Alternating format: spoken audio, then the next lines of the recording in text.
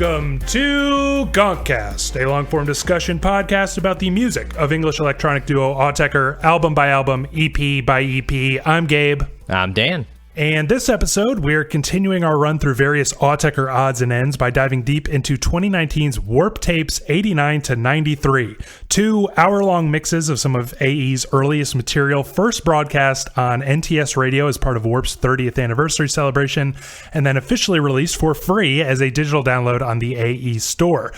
Next week, we'll do another listener email episode, and we'll find some cool Lucy to discuss as well on that episode. But our next proper episode, 2 weeks from now, will be about both of Warp's artificial intelligence compilations.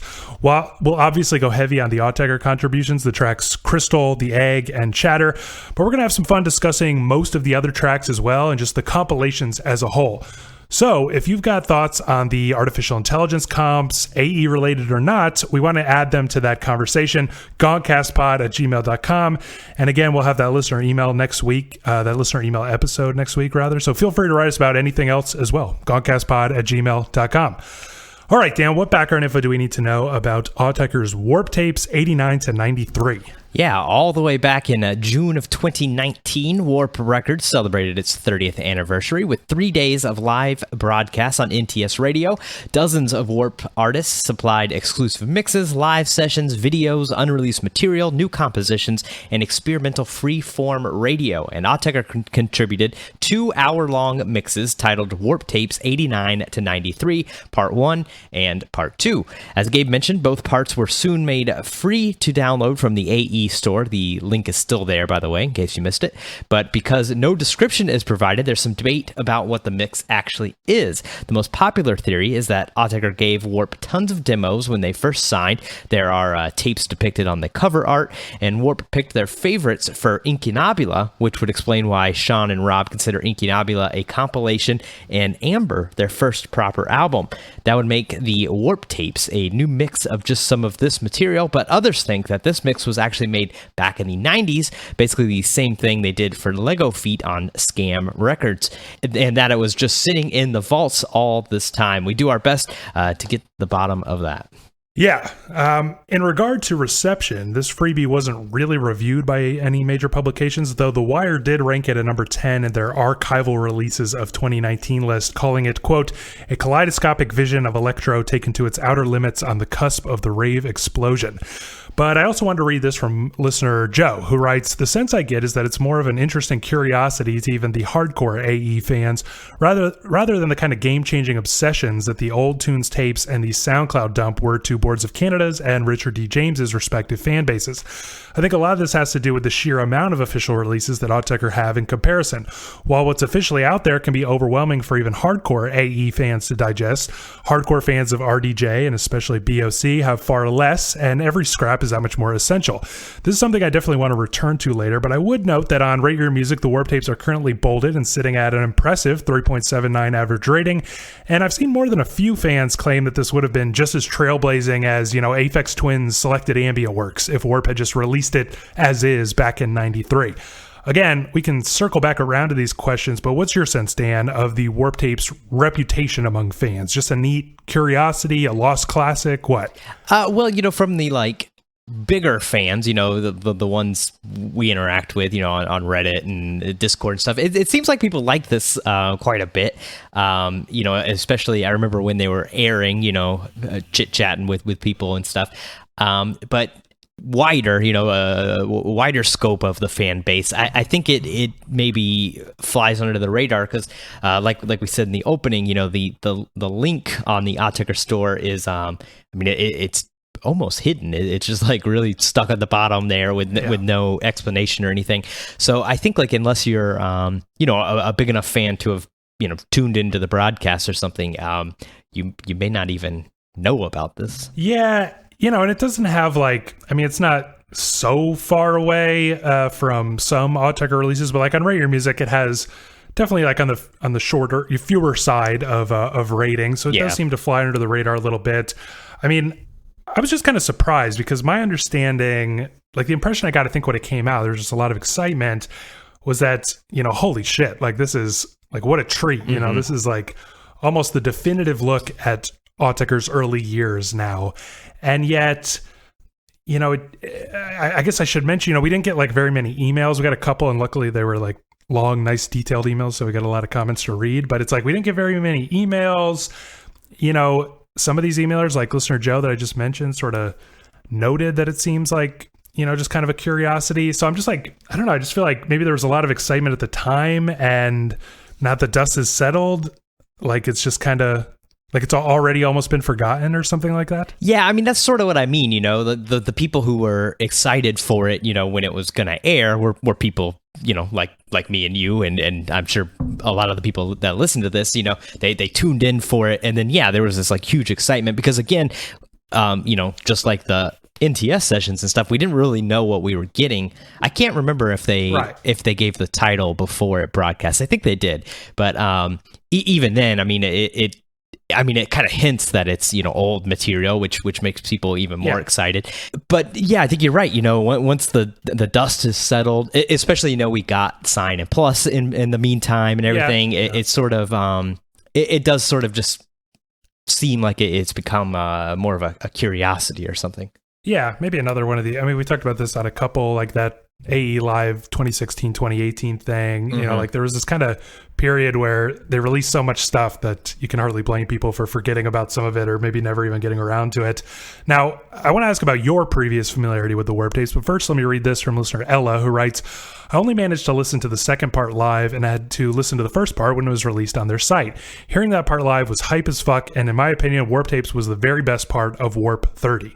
So I'm wondering, did you turn into that first broadcast? And either way, have you spent much time with the Warp Tapes since then?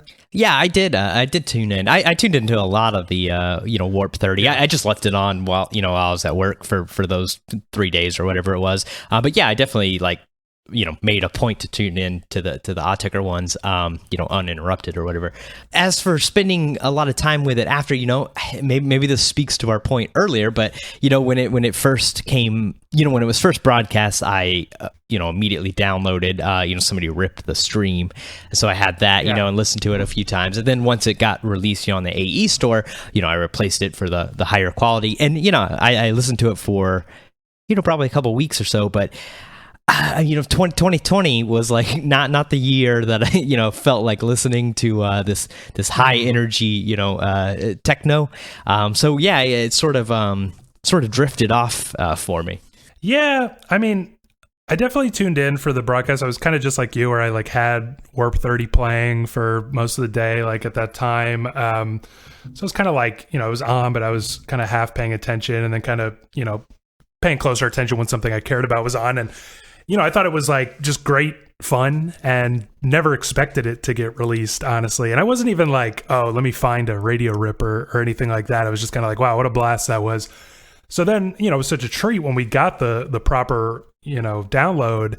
And I don't know, much to my surprise, like based on that kind of initial reaction of just, oh, this was a fun experience, I found myself like listening to it all the time. And I feel like even up till now, I throw it on pretty often because it's just such a good time. Obviously, we'll discuss that more, but it's like, I don't know, it's inoffensive to my wife. It's like one of the few Autechre things she can stand, and I love the sound of it. I don't know, it's just like good vibes. So it's like something I put on a lot. However, this was the first time that I was like, sitting down trying to like, I usually let it wash over me. Mm-hmm. And this was the first time I was like, okay, at minute 8, this is the thing that happened, that I like about this and all that stuff. But, before we start theorizing and discussing some big picture stuff that I brought up earlier, or that you brought up earlier, rather, I want to try to just take the music at face value. So without referencing, if you can, Lego Feet, Incunabula, et cetera, how would you describe the overall sound of Warp Tapes 89 to 93? Yeah, I mean, I think it's just like incredibly energetic. Like it's pedal to the metal for both of the 2 hour 1 hour mixes, 2 hours total.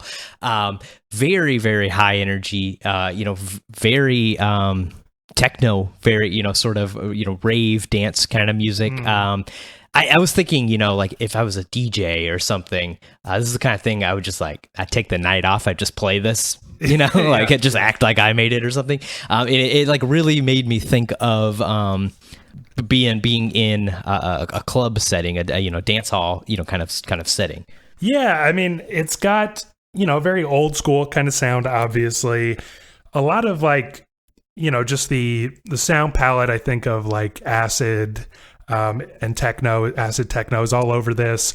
But, as you would expect from Autechre, I think those sounds are more often than not kind of like, shifted into like a more hip hop kind of beat structure. You know what I mean? It's not like pounding four kicks ever. There's always like, I don't know. Overall, I feel like there's just like a really nice bounce to it, like a really pleasant thing to like have on because, and if it played at the club or something, would be a great thing to dance to because like there's just like lots of like rolling, bouncing kind of, kicks and toms. There's a lot of like kind of like shuffly hi-hats and snares, especially like lots of rolling snares and stuff where it's, it's not just like kind of a simple it's hip hop pattern. Everything's bouncing. Yeah. It's very rarely, just the snare on the 2 and the 4. It does that like, thing constantly, that's almost like the beat for a good portion of the tapes. Yeah. And like, these like wild kind of almost verging on marching band stuff with the snares. And then sometimes there's even like claps mixed into it. It's just like, you feel like everything's bouncing and you also feel like everything is like picking the energy up. You know what I mean? Because a lot of these tracks, they're kind of like, we talked about this like with Inky and Obula especially and stuff where it's like the structure of the track is like you kind of get the main motif and then more things get added and more things get added. It just adds layer after layer after layer. And so then by the end, you get this like glorious crescendo of like 20 different components all playing at once.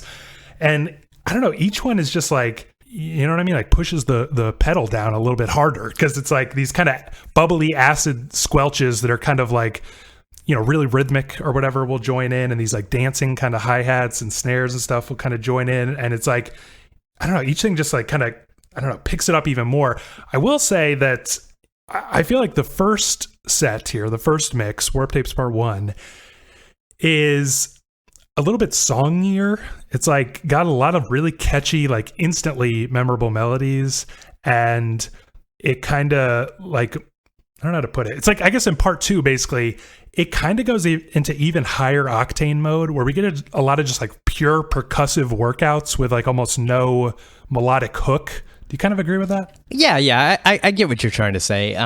Yeah, definitely. I think too in the first one, it's like a little easier, as easy as it gets, to like sort of tell where like one song begins and one ends, kind of thing. Yeah. I just thought it was like worth noting that it's like I want to describe the Warp Tapes as kind of incredibly catchy, but I feel like that is much more true of the first mix than the second mix, which has its catchy moments for sure, but really feels more of like a kind of club setting, like just pound, it starts like pounding and like pummeling and, gets in like firmly into rave territory, I think. Now, listener Joe wrote in to say, the sounds on the Warp Tapes are predictably amazing. You've mentioned that quote by either Sean or Rob about poor musicians in the 80s being stuck with old, cheap keyboards, but it's absolutely stunning the sound design and compositions they were able to squeeze out of them. I'm totally incompetent when it comes to synths, but I get the sense that even an expert in 80s keyboards listening to this mix would often be able to identify the gear they used for a certain song, but would have no idea how they were able to use it to make that particular sound.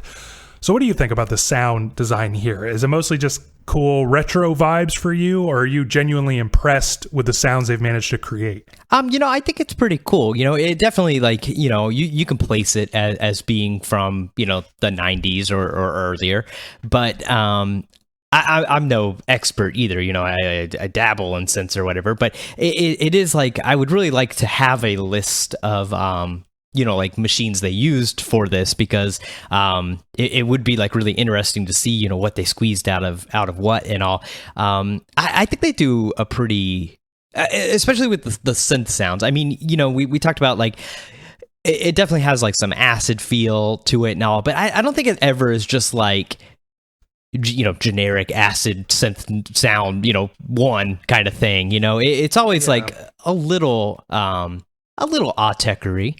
I feel like, so in the first set, for example, I was kind of like writing down, stuff it's all quite recognizable, I think, for a while. And then around 16 minutes in, there's this, part that starts that's, just very catchy, kind of a blippy type of melody.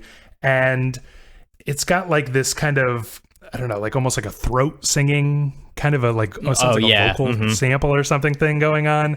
And you know, you just kind of like, it keeps kind of adding stuff. Like you even get some stuff that sounds like a live drum kit, you know, probably sampled.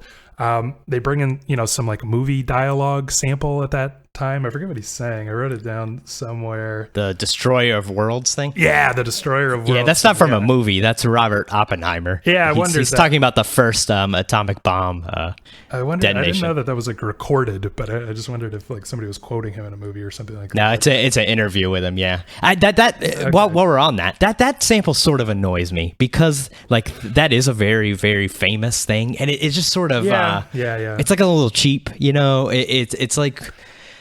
I mean, it's very, very old school. Like, it's just like so, you know, late 80s, early 90s thing to do.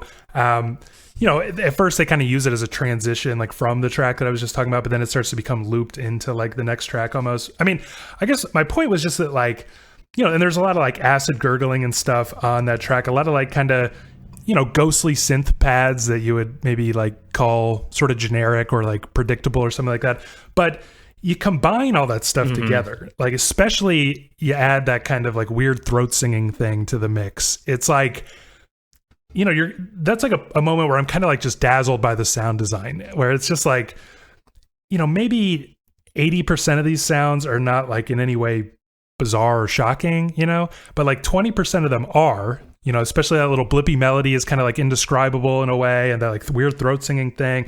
And you just kind of combine it all, and I'm like genuinely impressed with the sound design. I think like on part 2, we get even more of that. Like we get quite noisy sections, quite industrial sections even. There's a little bit of that as well on part 1 that like really has these kind of heavy clanging, almost like, you know, you want to say physically modeled, even though I don't think they were doing any kind of like digital synthesis here, but like they sound like, sounds like a sword fight. Yeah, stuff like that. And like, you know, there's like lots of clanging, like lots of, you know, just a big racket that almost gets like into tri-repete territory. It's obviously like way clubbier than anything you would hear on tri-repete, but it's like, I guess it's just a long-winded way to say like, they don't do it all the time, but the touches of like really striking sound design are sprinkled in all the right places for me. Yeah, I agree. And I think you're right too when you say, you know, it's the combination that, especially when you're I mean, you know, you got to remember this is the 90s. There's probably no computer involved in any of this. Right. You know, and not only that, but I mean, they wouldn't have a lot of money, I'm sure, at this point. So, you know, that limits your equipment as well. And so it's that combination, you know, using those, you know, sort of preset sounds or whatever that you can't do much about, but then combining them in a way with things that you can do something about, you know, creates, it's the, you know, the whole is greater than the parts or whatever. Yeah. And they do this like throughout their whole career, where they use like sounds that are kind of like, you know, traditional kind of acid bubbles and stuff like that. They do that all the time. Or the 808 cowbell and Marhide. Yeah, that for example. I mean, they use sounds that are not like shocking inherently, but they kind of lift everything up by, you know, either cushioning it in some kind of, they like weave it into some kind of like really new, interesting kind of fabric usually. And, you know, I think I was mentioning this last episode when we were talking about Oval Moon, I think, but like on some of their earlier records, you know, there's sometimes just one kind of interesting sound, but they make that kind of like the focal point of the track. And so all these traditional sounds end up sounding weirder than they actually are because the track is built around this thing. I feel like they genuinely do that a lot on the Warp tapes. You know, you can still tell that it sounds dated, but it's like, I don't know, I was genuinely just impressed by the level of sound design. Now, the other question is there a good variety of sounds here? I've seen a few complaints that it's a bit samey, you know, but on the other hand, listener Jordan had this to say: what I liked about these recordings was how repetitive they were. Some of the cuts here felt like they were going on forever, but the tracks are good enough to be that repetitive. Usually long AE tracks either have subtle changes that slowly unravel or deconstruct as they change to a completely new part different to the previous section, but these just go on because they know how good these jams are. So that's as much about the structures of the tracks as the sounds themselves. But what do you think about that take? You know, it sort of depends on how you're listening to it, because, you know, going through it so much, you know, over the past 2 weeks, you know, there were definitely periods that it began to feel like very repetitive, and honestly wear me down a little bit. I mean, like today in final preparation, I listened to both hours twice, and I mean, honestly, that got very, very tiring. But then again, like when you just listen to like, I think it works way better if you listen to one and then the other, like not together, like, not back to back kind of thing. It does, like, it sticks at the same tempo, for almost the entire, 2 hours. But then again, I don't feel like these were necessarily like meant for deep listening at home, in your headphones, kind of thing. It really does like feel like a radio broadcast, which they released it, so that maybe defeats it a little bit. But if you just hear this in passing, one time or so, at the club or on these radio broadcasts, like I don't think you're gonna feel that repetitiveness or anything. Like it's part of. In the club, you want that. You want the tempos to stay the same. You want like a similar beat. That's how dancing keeps happening and stuff. And I feel like it's built for that. I honestly feel like they probably release them in the store because they know crazy fans are just gonna bootleg the stream, and then you're gonna be listening to a 192 rip. Might as well give them the wave, and at least they're hearing it. Sound nice, kind of thing. I just, it really, I think, depends on the way you listen to it. Yeah, I mean, I agree with that. It does work like kind of a live set that's meant to more like wash over you and sort of stay consistent throughout. But like paradoxically, I found that listening closely was the only way that I noticed kind of the wild diversity of sounds here, because it's like, I don't know, I even hesitate to call it repetitive in the way that like listener Jordan does, because I genuinely feel like I was saying earlier, it works in like an incunabula kind of way where like they keep adding new things. And like there are so many moments where I'm like kind of blown away by how many interlocking parts they end up adding to the thing without like over cluttering it or anything. It feels like really by the end, like the kind of this complete picture, and it gets to the point where like I wouldn't take away anything. I don't know, you could say like they kind of reuse that kind of snare roll I was describing, like that kind of dancing snare thing. They've reused that a lot. So there are things kind of tying it all together, but I don't know, I sort of felt like when I really focused in is when I noticed like these kind of subtle differences that are actually really, really shocking, but across 2 hours with such limited equipment. There, in regard to the structure of the tracks as well, there were some like really cool tricks, I thought. They didn't always do that kind of build up thing. Like on the second part in particular, there are a couple moments, in particular like the last, kind of the last track there. I think it starts around like 53:30 is what I wrote down. You get like almost this track and then it changes, and then it kind of returns to the, it works like a jazz song, like with the head and then like the sort of solo section and then the end with the head again. And it was almost like a trick. Like I didn't even realize we were in the same track until we went back. There were like other times where they would do weird things where it almost sounded like two different tracks cutting back and forth between them. I mean, I don't know. I just feel like I agree with you, but I also was impressed once I threw headphones on at the diversity of stuff, like sounds and structures going on. I get that, because you're definitely right. If you don't pay attention, you're not going to see those little subtle changes.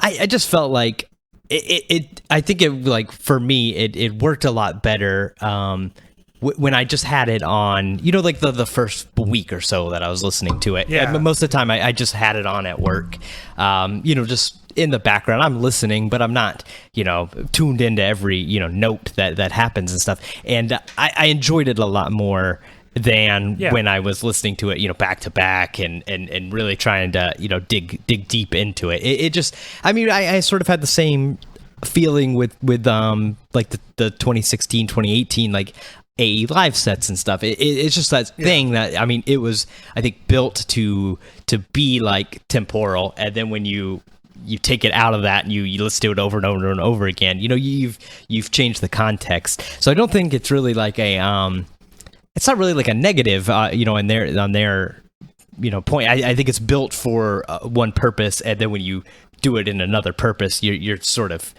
changing it. Yeah.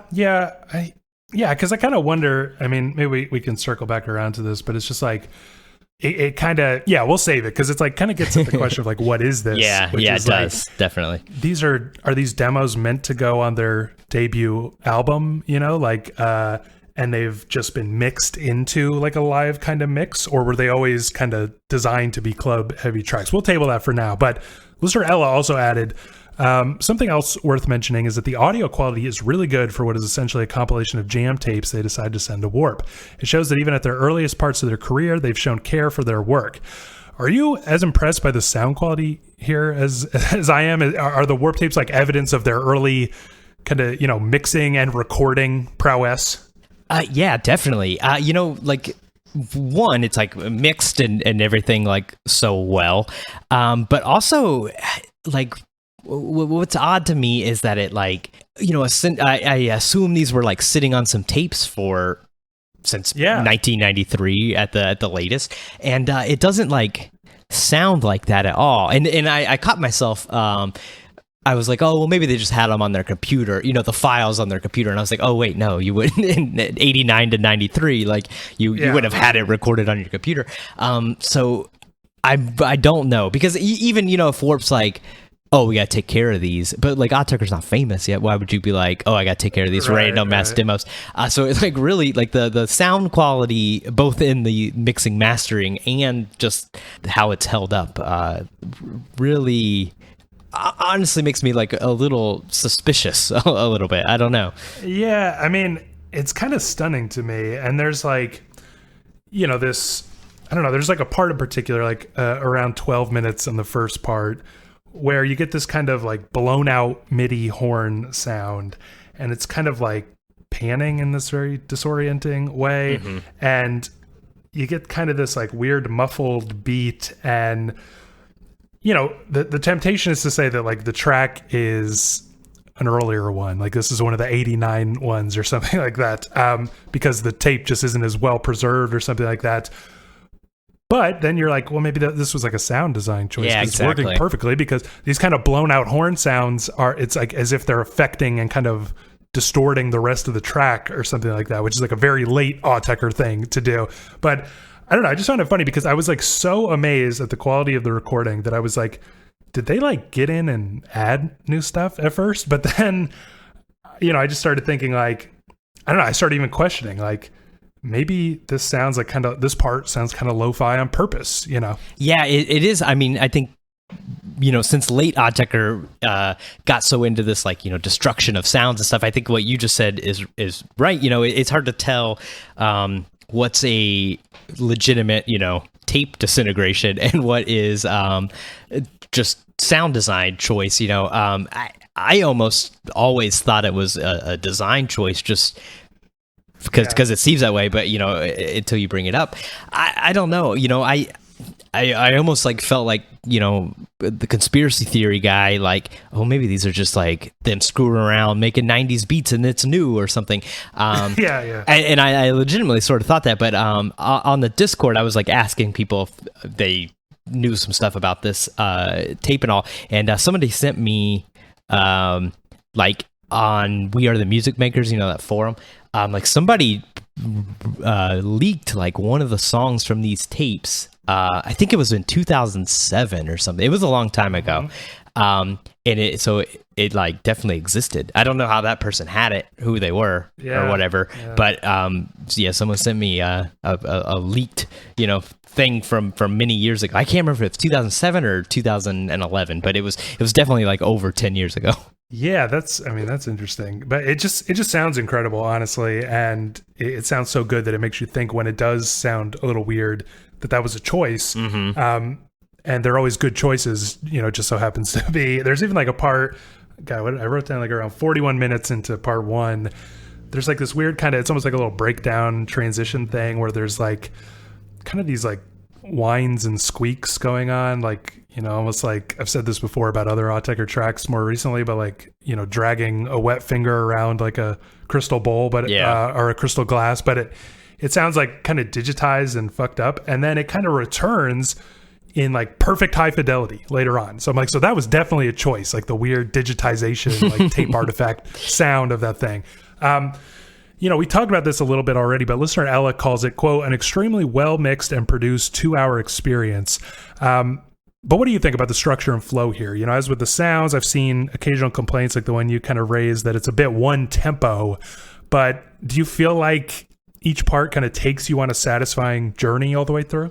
Yeah, I mean, like I did say, like I do on one hand agree with it's a little one tempo, often literally one tempo, but I think it's just, and again, when we get to the discussion of like, what exactly is this, we can dive deeper, but I think it's part of the experience. I think they purposely mix it this way to be a live club kind of piece, and you wouldn't want shifting tempos and stuff in that context.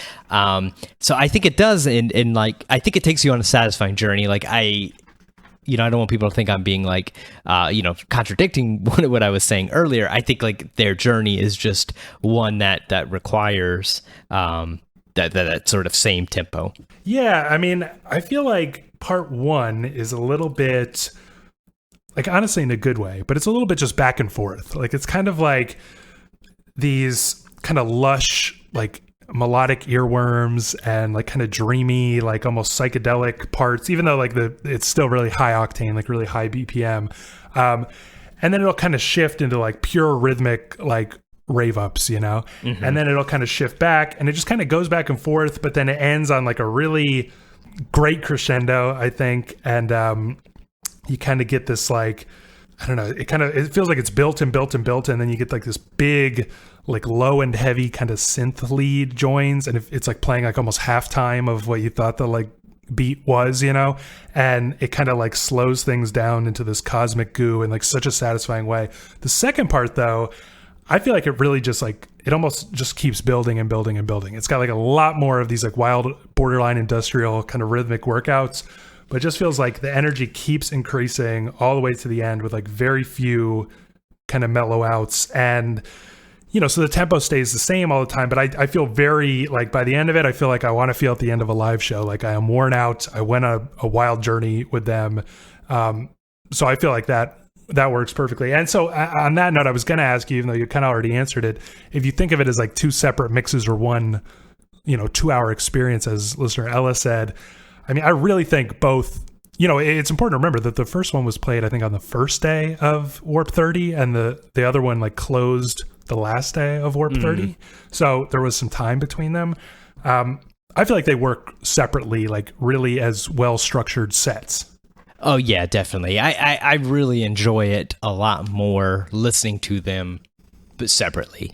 Like I spent a few days like earlier this week, like, this day I'm only gonna listen to part one. The next day I'd only listen to part two. Right. And I enjoyed those days, much more than trying to listen to them both, Yeah, definitely. So more from listener Ella, who says, when I listen to the Warp tapes and their other early work, I like to imagine being in a desolate space station or a ship in zero G, exploring all the cosmos has to offer. It really has a sci-fi feel to it. I know we're usually like hesitant to draw our own thematic interpretations as much as we like reading them from listeners, but do you have any thoughts on kind of like the mood, the vibe, imagery that comes to mind? Because it's almost like all I can think about is like a club in 1991, in the UK or something. Like I think of old synths and like dirty hardware and, I don't know, but do you get spaceships, anything like that?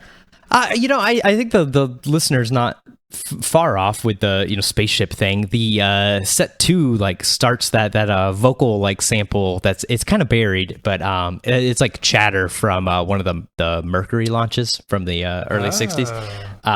So it's definitely, I mean, I think it's on their mind there, but I think I'm not as creative as most of our listeners with those. I tend to go the way you go and think much more literally about it with the clubs in the 90s and in England and stuff. That's sort of the vibe I got as well.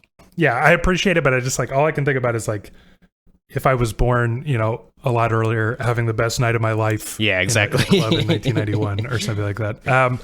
All right. I know it's not super easy to single out moments from two like continuous mixes of untitled music, but Are there any moments that really stand out to you? I should note that listener Ella wrote in to say, I can't exactly give track highlights because everything is condensed together, but the melody on the very first track is an absolute earworm, and I haven't gotten it out of my head ever since I first heard it.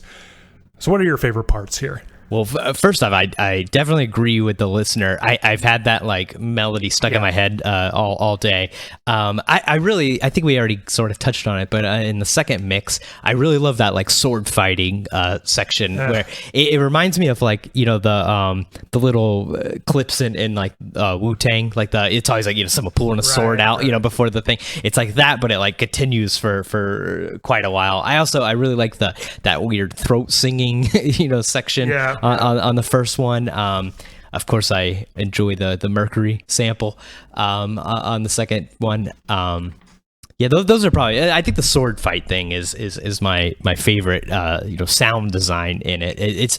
I don't know how you would make that with such a, you know, early synths and stuff. Yeah, you know, I feel like I think that like the 16 minutes into the first part is a big fan favorite, that part with like the weird throat singing thing.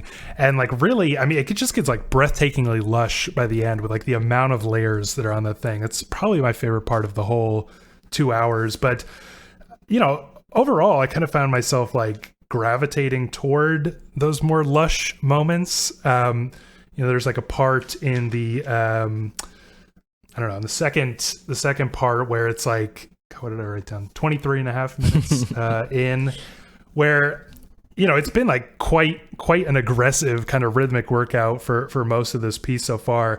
And we just kind of get like this interesting, like, you know, you get these kind of those ghostly synths, and you get like these kind of light little, like, I don't know, beaming synth notes at the end of each bar. Like sometimes just 2 notes, sometimes like, you know, just 2 or 3 notes as if they're kind of being played or something like that. And you get some like kind of back and forth loop that's got like a lot of wah-wah on it. And it just gets like very psychedelic and like very, I don't know, it just gets very grand and epic. I just kind of love overall in this, especially that second set, how it can go from like pure rave up to like something that just feels very, very epic, very grand. Trying to remember, it's not that easy again. There's like a part, 34 minutes into part 1 where it's like a lot of stuttering kind of glitchy noises, like this stuttering wall of sounds and stuff, and this really incredible like kind of bendy synth motif over the top that, I don't know, it just like cuts through the kind of stuttering like glitchiness of the whole rest of the thing and just like makes it very smooth and lush all of a sudden. Definitely my favorite parts. Are there any parts that you don't care for, that you find yourself kind of like losing focus?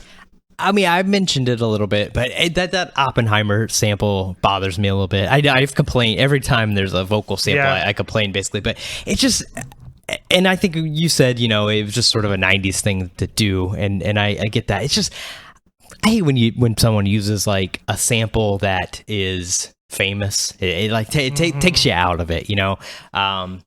I wish they had been like something you didn't know, but I do, the vocal sample I do like at the end of the first one, the like cheers mate, I love that one. I was curious what you'd think. I guess I just wasn't as familiar with the Oppenheimer, you know, interview or anything to like be that bothered. But yeah, that sounds like that's where like the date really shows up, I think, there. You know, I'll say that part 2, there's like basically the last 20 minutes, and it's probably true of part 2 as a whole. It was much harder to kind of jot down, you know, where tracks were changing. Yeah. And like I said, they would do that trick where it's like it would change, but then you would realize that was just kind of like a weird interlude thing, and it went back, you know, to what it originally was. So I was like constantly writing down, okay, new track at 40 minutes, stretch that out. That's not a new track, you know, and it gets like a little bit, I mean, it gets like very into the territory of like early, you know, Mike Paradinas, like a Tango Invective kind of era, like with like really distorted like kind of snares and toms and like hi-hats just like shuffling at like such a high BPM, you know, and I don't know, it's almost like 20 minutes of like just a brace. I mean, they keep putting nice little touches, like little kalimba type melodies and stuff, and always kind of keep me, but there's like a section where I'm like, damn man, that, like if I was in a club, I'd love it, but I'm getting a little tired out. Yeah, I get that. So I would say like I can almost firmly say that I prefer part one. I mean, part two has like much longer tracks, I think. And again, not super clear where things are starting and stopping on part two all the time, but there are definitely some like 8-minute type of, tracks that really have space there.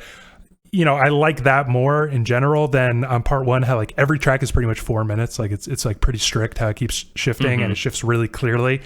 But I'll just say like the pieces on part one, I much prefer to part two. Which part do you prefer? Yeah, I think I also prefer part one, basically for the same thing. I think two, just like it's certain things like stick around a little too long. That's the one that feels more one tempo and stuff to me. Yeah. Not to throw you for a loop, but do you happen to have the rate your music open? Which one's higher rated on there?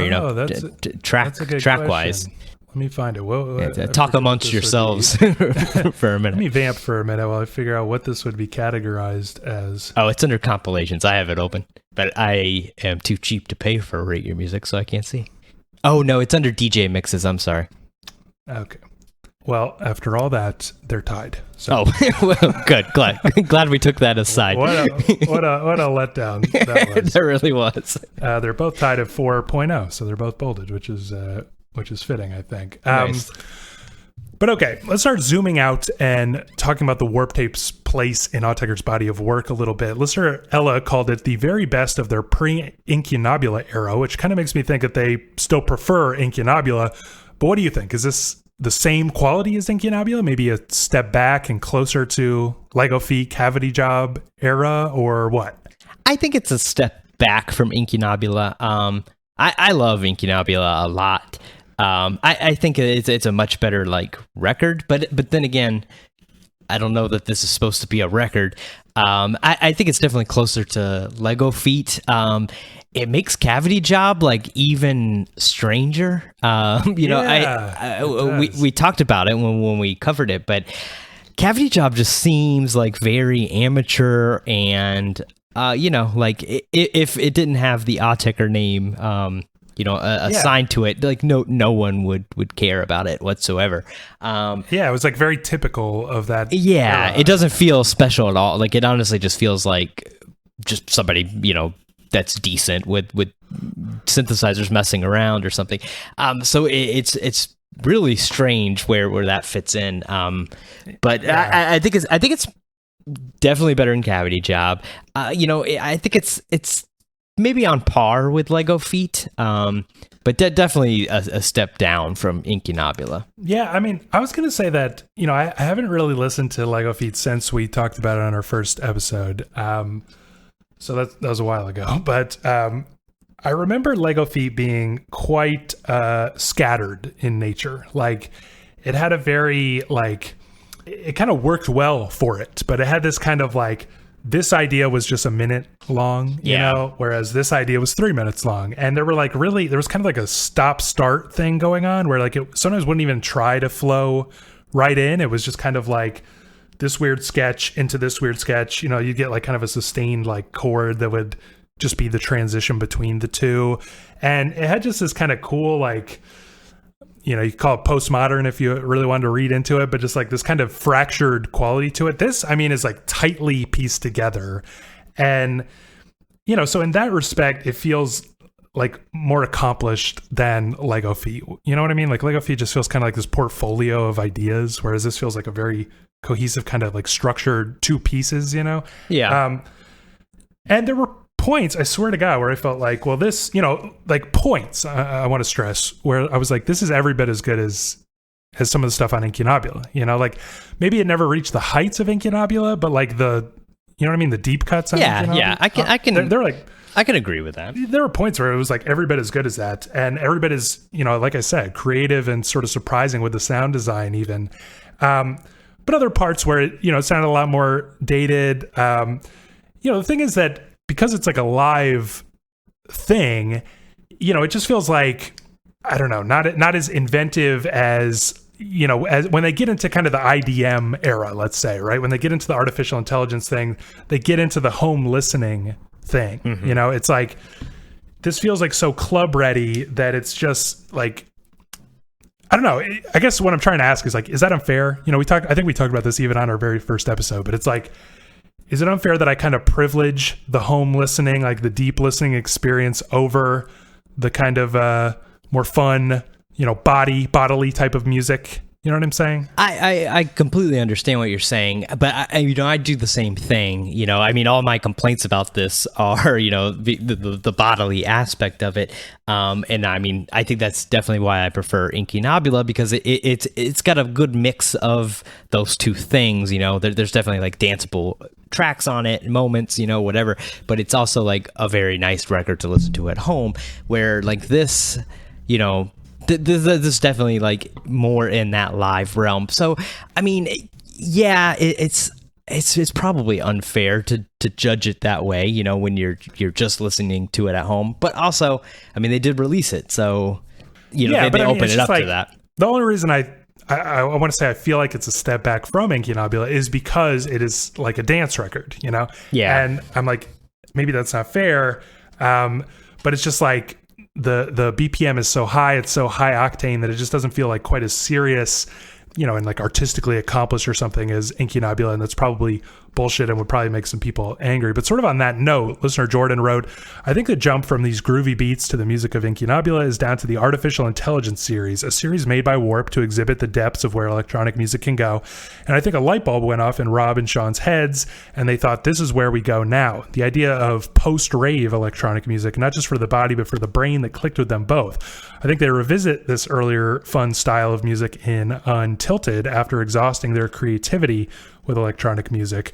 So what do you think about that? Was it kind of like a, you know, it's just such an interesting, we can't confirm this, but like you said earlier, it's like the theory I kind of like is that maybe even Warp picked those tracks from tapes that these tracks were on, you know, for Incunabula, maybe even for, you know, the Artificial Intelligence compilations. And it's like, why is the character so different of those tracks then? Yeah, I mean, you know, obviously it's one of those questions we'll probably never answer. But I mean, it does seem like the listener is kind of correct. You know, if this is, you know, from literally like just from tapes they sent to, you know, Warp to get signed or whatever, it makes sense that they would like then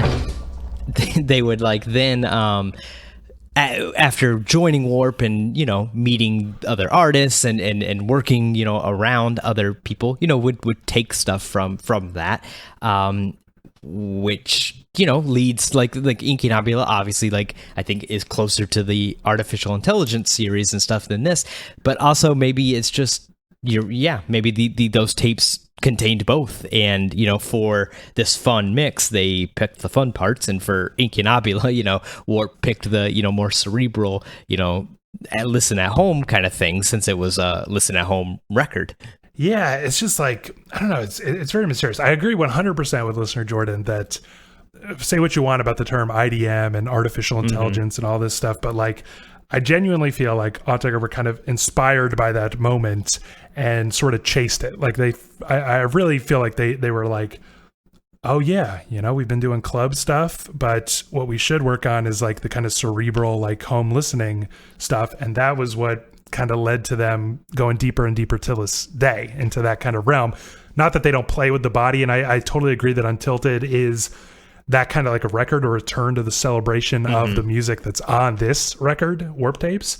And a lot of that, you know, you get a lot of that kind of acid squelching and stuff, a lot of familiar, like even those like weird marching band snare rolls where the snares are like really harsh and kind of distorted. You get a lot of that on Untilted. You get all that stuff. This is almost like the key to understanding Untilted, I think. But, you know, it's just weird because I feel like it would be hard on this tape, and maybe there's a bunch more, right? Because if the tapes depicted on the cover of this release are real or whatever, they all contain a lot more music.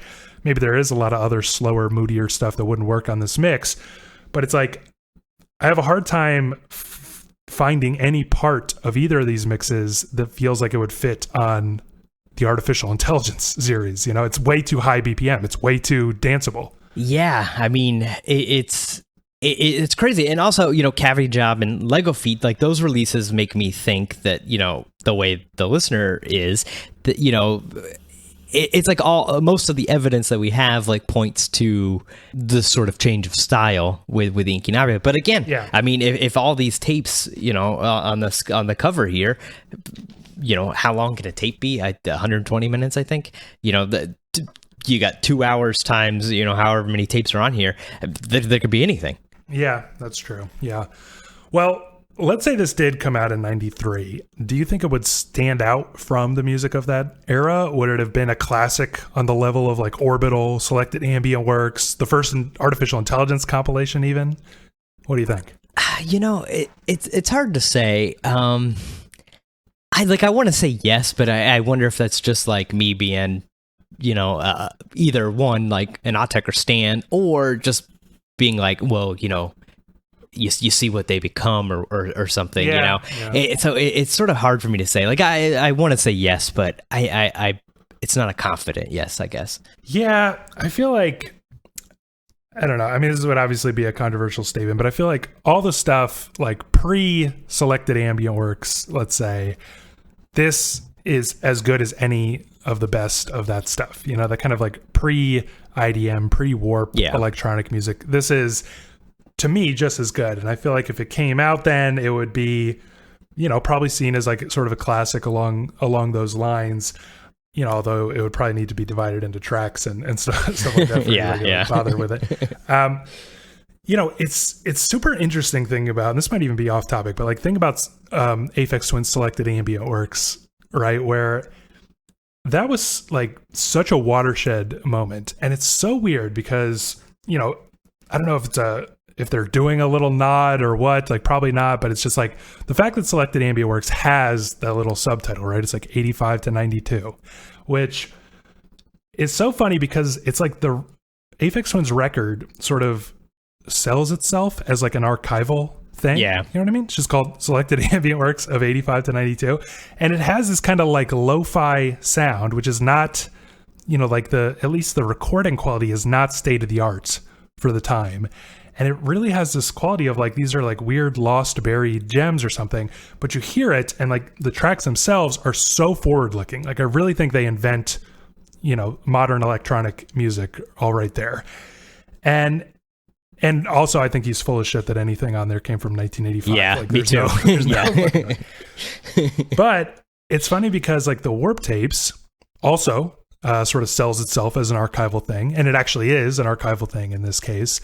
But it's just like, I don't even know how to, I was just sort of thinking about like the funny, I don't even have like a good point to make, but I was just thinking about like the weird, funny coincidence of that. And I was just like sort of imagining like let's say 1992 or a 1993, where you get both Selected Ambient Works, and, you get Selected Ambient Works 85 to 92 and Warp Tapes 89 to 93. I can't help but say that Aphex Twins sounds still way more forward looking than this somehow. Yeah, definitely. I also don't believe the dates that much on Aphex's, but I mean definitely. I mean without, I don't think that's controversial to say at all. I think that there's a reason that's a classic, and I think it would remain so whether or not this came out or not. Yeah, so I guess I can just definitively say that it would still have been blown out of the water by Selected Ambient Works 1. I don't think that's like a super controversial thing to say. But weirdly, listening to this, I kind of felt like if it came out at that time, it would be like, how do I put this? There's some records that they kind of come out and instead of like being this trailblazing thing, they just seem to like top the era. You know what I mean? Like, like My Bloody Valentine's Loveless. Like it feels like a late record, because it still kind of sounds like the 80s, but it just like nails it so hard that people had no choice but to move on or something like that. Or like, yeah, exactly. I mean, it becomes like the capstone of a scene or a genre. Yeah, like a capstone. And even if it's not like that kind of a like level of masterpiece, like I know we disagree about like the Flaming Lips, right? But like the Soft Bulletin or something that comes out in like 99, I think, and it's just like, it feels like very 90s, but it was like, it's like this graceful ending to the 90s. It doesn't predict what was to come in the 2000s, but it's like this really kind of classic. I feel like if this came out in the early 90s, it would be like that. It just like so perfectly like encapsulates the era without really making a big jump forward. Yeah, I think that's fair. Like I can imagine a world where, Autechre only releases this or something, and it becomes, that sort of loveless kind of, thing. I could definitely see that. It would be like, I could see it as the definitive pre-warp electronic album almost. Like I feel like that's pre-saw, record. Yeah, I could definitely. Yeah. So based on that, since we both seem to like hold it in pretty high esteem, I've seen complaints that like this is just Incunabula or Lego Feet leftovers. I did want to note that listener Jordan wrote, I think I heard some of the Lego Feet tracks in there, and I've seen similar claims from people like smarter than me or with more time on their hands, like saying, oh, this you can hear it here and you can hear a little snippet of it here or whatever. This sounds like a slight remix of this. But you don't feel that way, do you? That this is like just like the leftovers, we had already heard the best stuff? No. I mean, again, maybe there are some Lego Feet things hidden in there. I can't remember where I saw it, but somebody claimed there's like some snippets of Base Cadet or something. I honestly, I don't hear any of that stuff, but like you said, I don't have the time or musical know-how to maybe catch all that. But yeah, I don't think this sounds like Incunabula much at all. Lego Feet a little closer, but I think like you said, Lego Feet is more of like, this is the idea, move on to the next thing sort of thing. Yeah. I get sort of a totally different, or maybe not totally different, but at least a pretty different vibe, between all those things.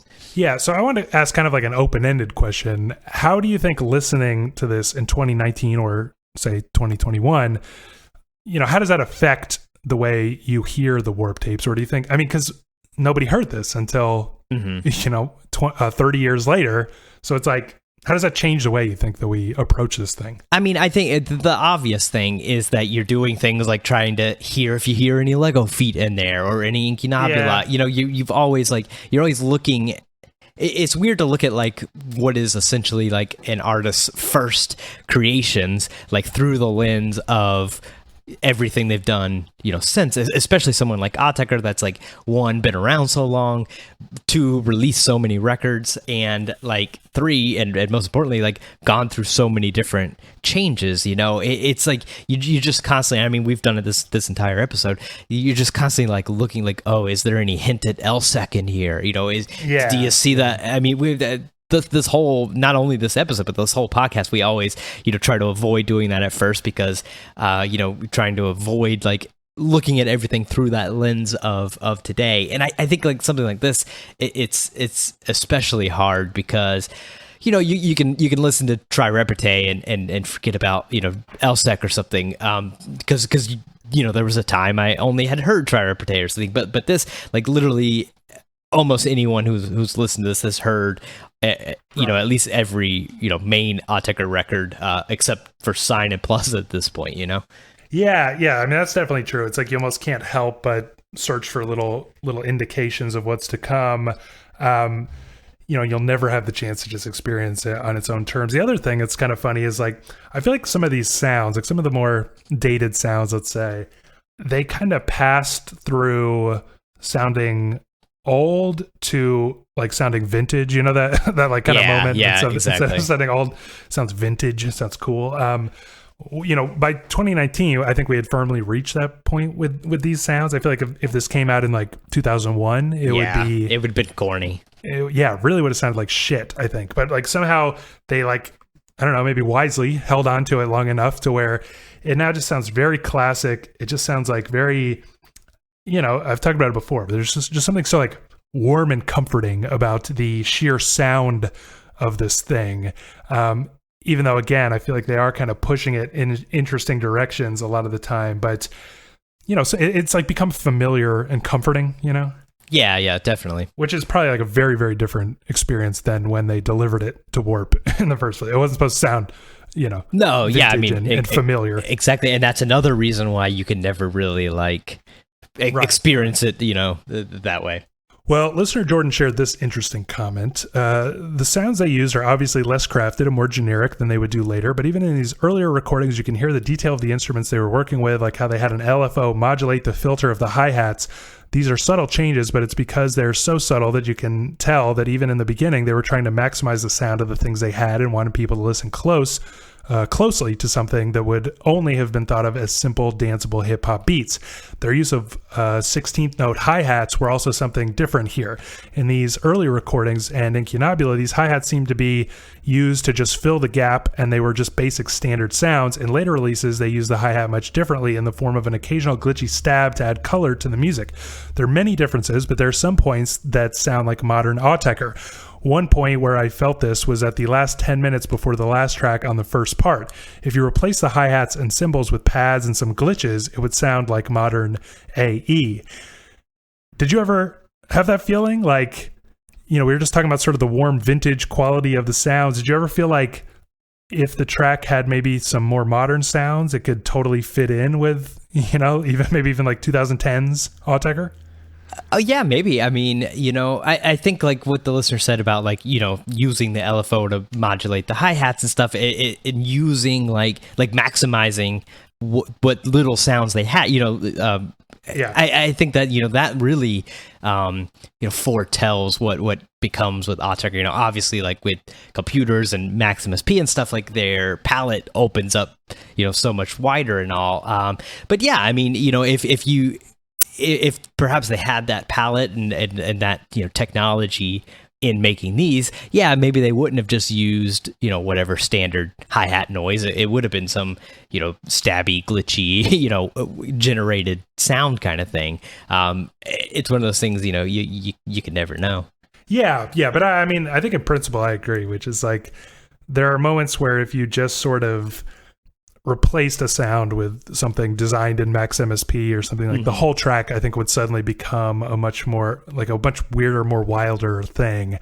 And, there are moments where they're using, there's like a moment, I'm trying to see where I wrote it. It was like around 20 minutes in the second part where it's like, it has that kind of sound of like, when you're like using a mixer to just sort of generate feedback and you're kind of like twisting it. So it's like shifting in pitch and stuff like. Sounds like they're doing that, but they're actually like chopping it into like quite interesting melodies and patterns and stuff. But it has that kind of like squealing feedback kind of sound. It's just a moment where it's like I can actually hear like quite clearly what they were after, but I just know what a mixer feeding back sounds like. You know what I mean? So I immediately place it, but I can just totally imagine modern AE being like, I want some like something squealing and like wild and out of control, and then it getting chopped into some weird pattern. I can like 100% imagine them doing that. And if they had better technology, I could almost imagine that moment fitting on LSEC or something like that. There are also parts where it's like, I mentioned this earlier, but like, Untilted feels like this, but like almost one with the mastery that they had acquired by 2005, but also like kind of exaggerated to become even more like manic and wild. But like there are some tracks here that I feel like they could be the demo for an Untilted track. Yeah. I mean, I agree with all that. Yeah, like the mixer thing is a good point. Now they have more tools, like they can make that sound. But yeah, I mean, I think that if this truly is between 89 and 93, that's a pretty innovative way to like make a sound that isn't common, isn't a standard issue on some early 90s synth. Right. Well, let's get into this. We kind of like shift toward the ending here. Get into that. What is this question? Starting with an email from listener Joe, who writes, the question of what this release actually is not so simple. The cover art teases us with no less than 9 separate cassette tapes, indicating that what we're hearing is a carefully selected mix from a much larger collection of music that will almost certainly never be released. The million-dollar question is, to what extent has the original music been modified? Another quote you've brought up many times is the one about how they would have a hard time releasing soundboards since they would always want to tweak the music afterwards. Can we trust that they haven't done any tweaking here? If they have, does it even matter? This is far from an archival museum-esque bootleg a la the Dylan bootleg series, and is constructed in a very well thought out and musical way. Joe continues, if I had to guess, I'd say that they most likely took a lot of different elements and ideas they liked best from the different demos on the different tapes and constructed a wholly new thing, not quite to the same extent as Girl Talk or Since I Left You, but more like a very intense DJ mix. In fact, I don't think it's far off to guess that they took the same approach that they did to the promotional mega-long DJ sets for their early 2010s albums and did it with their own music instead. The music is so seamless and there's so many ideas that interlock perfectly together that I can't imagine that any individual tape sounds like this.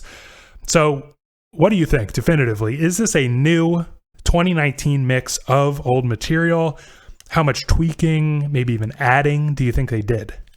I think it's definitely a new mix of old material. You know, they don't call it Warp Tape, 89. I think they imply, with all the pictures and the title that, it's from multiple tapes. I don't think that, like, back then they, were making just these 2 1 hour long, like so cohesive, like, things. I think it probably was in tracks.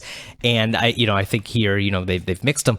As for the tweaking, I don't know. I would say, like, I think they've done some tweaking to make it flow and stuff, but also, like, it's hard to think about it with the technology. It would be easy, if you recorded a bunch of stuff now, you could just take the stems of it and you could mix it all down. But if these are just on regular cassette tapes, all you've got is left and right, stereo. That's it. You can't really break it down that much. So I don't know how much tweaking can be done, more from a technological standpoint, but also, I'm no pro. Yeah, there are parts where I'm, like, tempted to ponder whether they have layered stuff on top of each other to make, like, quite a complex, kind of track or moment or something like that. Yeah. But it just sounds, I don't know, it just sounds like, I guess the weird thing is that it sounds like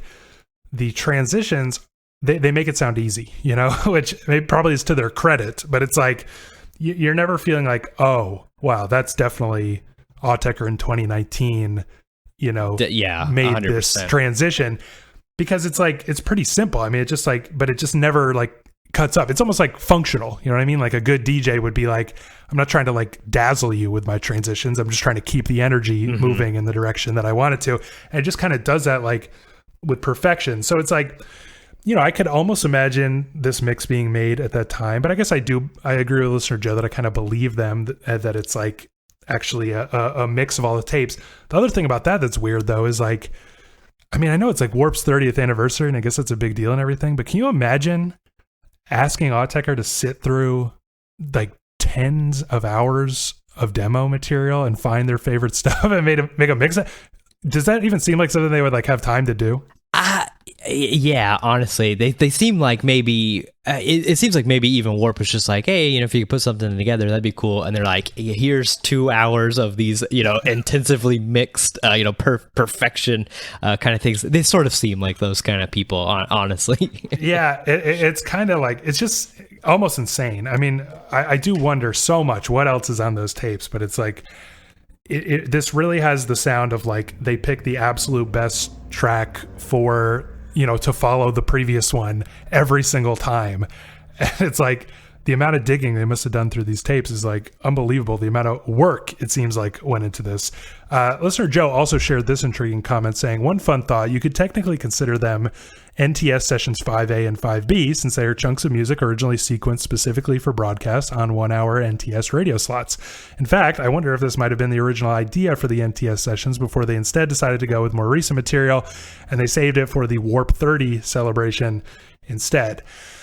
I don't think that that's the case. I do feel like NTS asked them to do, like, a residency, but it is kind of funny how it's like, I mean, what they did with the NTS sessions must not be very different from what they did with, the Warp tapes, because it's like they pretty much went through stuff that they had.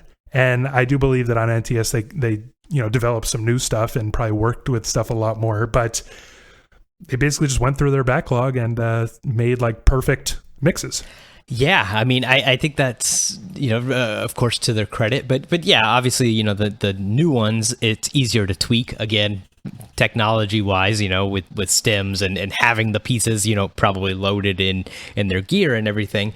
I think it would be more of NTS, the prequels, this, I wouldn't think of it as 5A and B or anything, but yeah, I mean, it's definitely impressive. The Autechre, they're so good at so many different things. Things like their mixability.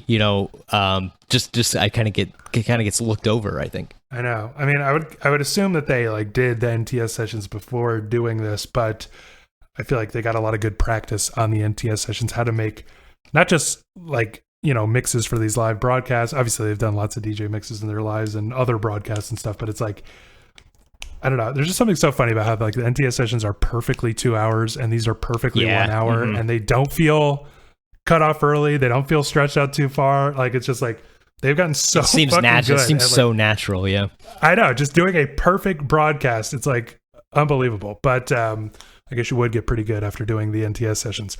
So earlier, I read listener Joe's theory that the sheer amount of Autechre material out there sort of dampened the impact of the warp tapes, but I think we've also got to acknowledge the free and super inconspicuous, as you mentioned, release. That download link on the AE store is seriously almost hidden. Listener Ella wrote, it was really a really cool move for them to upload it in high quality for free on their website, unlike some artists, cough, Societas X-Tape, cough, that's Boards of Canada's Warp 30 performance, who participated in Warp 30. Listener Joe also wrote, one last interesting thing to me is that they did not charge any money for the files after the broadcast, even though they probably could have made a decent amount of money as they did with AE Live. It seems like this release is meant to be in the vein of the Electron settings files that they put out earlier, and it's supposed to be a low-profile treat for the most obsessive fans. So how do you think the method of release affected the way we hear this record? Would it be a much bigger deal if it was an official release, which costs money, was maybe even divided into tracks? Or is it not really even good enough to justify that and works best as a one-time broadcast plus a fan-only freebie? I mean, I think it's definitely good enough. If they sold this, a la the Dylan bootleg series kind of thing, I think people would definitely, buy it, pay for it, and not be mad about it or anything. I've wondered if maybe it's free because maybe there's some samples in there that aren't cleared. That website's like whosampled.com. Yeah. I looked up and it claims that there's a Beastie Boys sample on this. Interesting. I mean, that website, just people fill it out, so it could be wrong, but and I couldn't piece it together. I couldn't really pick out, that's the Beastie Boys. But I mean, if it's got stuff like that in there, you can't sell it, so maybe it's that. I think it's either that or, like I said earlier, they probably put it on here because they know obsessive fans are going to just bootleg it, and they seem so concerned about quality and stuff. It's might as well listen to it in good quality, kind of thing. I do wish that. I mean, I wish that Societas Day. I still have the bootleg of that, saved on my phone and stuff. But I don't know. It is strange. I mean, because even if they're just going to give it away for free on the website, it is weird how it's like those Electron files. So little fanfare, because it's I really feel like it is so honestly good and kind of shockingly good. Like I said earlier, I feel like it's almost like the definitive, you're an Autechre fan, you've always wanted to hear early Autechre.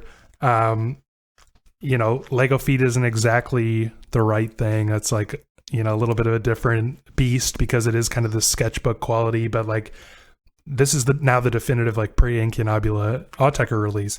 And it's I feel like there's kind of no excuse why it doesn't have more listeners and more attention, but if they kind of released it with any fanfare at all, if they put it even for free, but they put it up. Yeah, I mean, just have a description and stuff. Yeah, but yeah, exactly. Maybe even divide it into tracks or something. I mean, that would probably help a lot, but it's I feel like it would be a big deal. It would be the kind of thing it would get the best new reissue on Pitchfork, and a bunch of new fans would find it, and everybody would be nostalging out about this warm vintage sound from the early 90s, and it would be considered this classic, this lost classic or something of that period. I mean, I don't know, but it's also possible that Autechre doesn't see it that way, that they see it as just kind of a fun one-off, and they didn't want to put so much pressure on it. Yeah, I mean, maybe it is sort of a shyness or something. I mean, even we've talked about it. We've read, interviews and stuff where they don't which one they called Incunabula corny and stuff. I'm sure if they think that those records are corny, I'm sure they probably think there's some level of that here. And so maybe, they just want it the fan, the big fans will like it. They won't care if it's, they'll understand the vintageness of it. Whereas if you release it and it gets best new reissue and stuff, you're going to get people who aren't Autechre fans checking it out. And maybe maybe they just don't want that sort of attention on it. I don't know. I mean, obviously it's the kind of thing we'll never know, but it is strange, because I think you're right. If this had been released, with even free, but with some more fanfare, it definitely, I mean, in looking for reviews for this, to read, there's only that little snippet you read from The Wire. Nobody else really seems to big publication or anything seem to have even touched on it.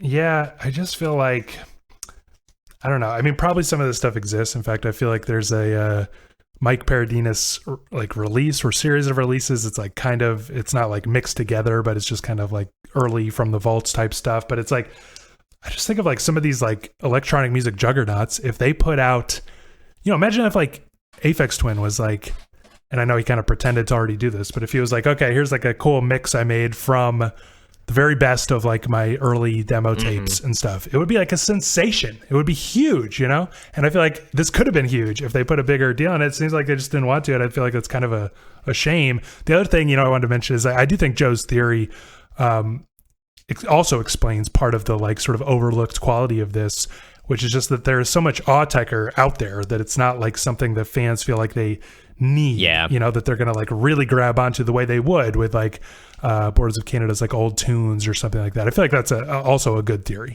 Yeah, I definitely agree with that too. I mean, it's proof even with that Societas tape. I feel like I hear a lot about that, even though that's not original music on that. It's a DJ mix, but still, it's still got a lot of attention.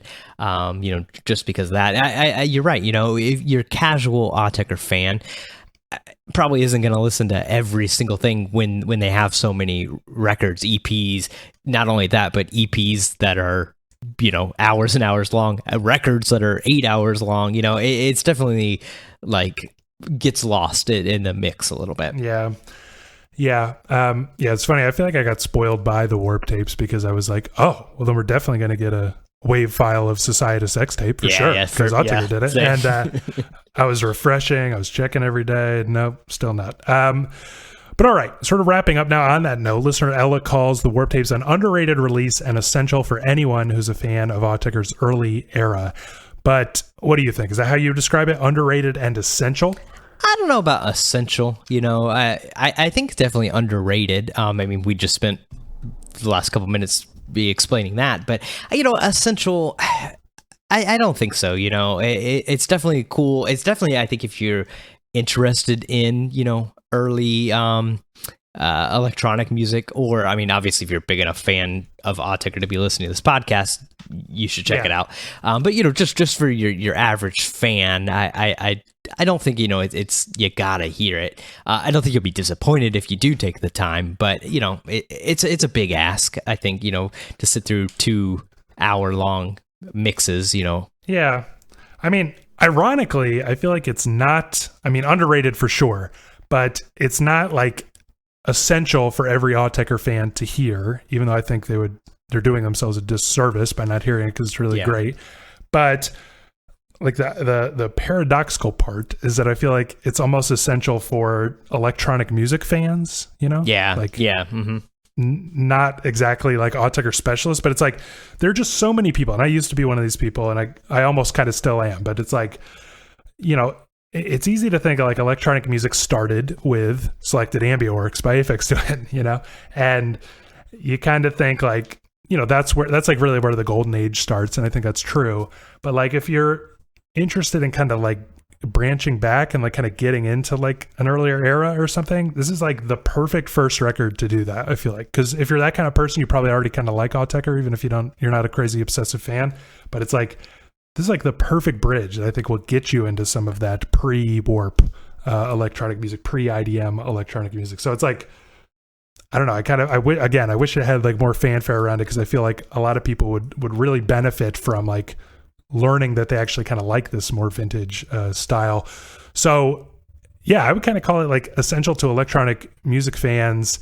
And yeah, if we're talking Autechre's early era, if you like that, then yeah, definitely essential. Now, I'm not sure if we're officially ranking this. In fact, I decided not to bring it up so I could sort of ask you on air, but if we were going to rank it, where do you think it would kind of loosely end up in Autechre's entire career? Is there any chance, you like it more than Incunabula? Is it better than some of like our least favorite albums, say like Draft or Oversteps, better than any albums at all? I mean, I definitely don't like it more than Incunabula. I think, Incunabula is a better put together record. I was thinking about it, I don't know if it would be better than any Autechre record, LP. It's definitely better than I think like a lot of, some of these lower rated EPs, from my personal list. Yeah. Draft, looking at my list now, Draft is my lowest rated LP. I don't know if it would go above that. I don't think so. I think this is better than some of those EPs, but not better than any of the like, actual regular, LPs albums. Yeah, it's tough because it feels like a less serious artistic statement. That's the thing. I think maybe I enjoy listening to it more than Draft or something. But that's my reasoning too. It's that's what pisses me off. If they released it like for real, I feel like even I'm being affected by like how chill they are about it. Because if they put the fanfare around it, I would be like, this is like, one of like Autechre's greatest like works almost. It's like, it wouldn't be like in my top 10 necessarily, but it's like so good. Yeah. Even if it's not like quite as inventive, obviously, as they would be, but it's like just so good. But it just feels like this weird little bonus thing, and it's going to have that stink on it forever until it gets some like, 30th anniversary reissue or something like that when we're like 60 years old.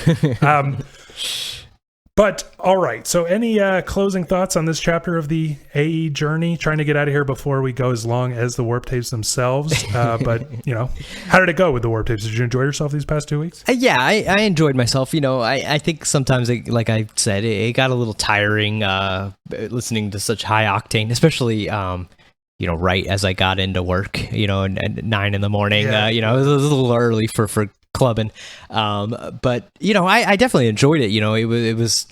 It was nice to spend time with like that older style of electronic music, because like you said, I'm kind of in that same vein. I love a lot of the stuff from like really early 60s Moog things, and then kind of a gap until selected ambient works. So it was nice to explore a little bit of that period that I'm not as familiar with. Yeah, I mean, I feel like we talked about it on the Sign episode, but it's like, for me, Sign almost makes me appreciate some of these like earlier kind of synth sounds. You just kind of remember like, oh, the sound of like a Juno 106 or something. Mm-hmm. It used to be like the most cutting edge thing ever, and it's actually like a totally amazing, wild, weird sound. The sound of like an 808 or something is, there's a lot of Autechre stuff that kind of does that. Like I said, they kind of throw in these almost throwback kind of sounds sometimes throughout their career, and it always just kind of makes you appreciate, because they've put it like in this sort of weird context. You kind of appreciate like, man, electronic music is just fucking weird and fucking cool, and this whole thing is that. Like, it really just like sort of like makes me love and appreciate like this sort of bygone era, like in this very nostalgic way. So I really enjoyed nostalgia on it. And I really, especially coming back from Sign and Plus all the way back to the Warp Tapes was like really kind of a fun treat. Yeah, definitely. Well, what do you think about the Warp Tapes? We're doing another listener email episode next week, so send us your thoughts. GONKCASTpod@gmail.com. Next proper episode in 2 weeks, both artificial intelligence compilations. We want your opinions and hot takes on those as well. GONKCASTpod@gmail.com. If you like the show, help us out, subscribe, leave us a 5-star review wherever you get your podcast. Look us up, YouTube, Stay Connected, Twitter, Instagram. Those are @GONKCASTpod, and we'll see you next time. See ya.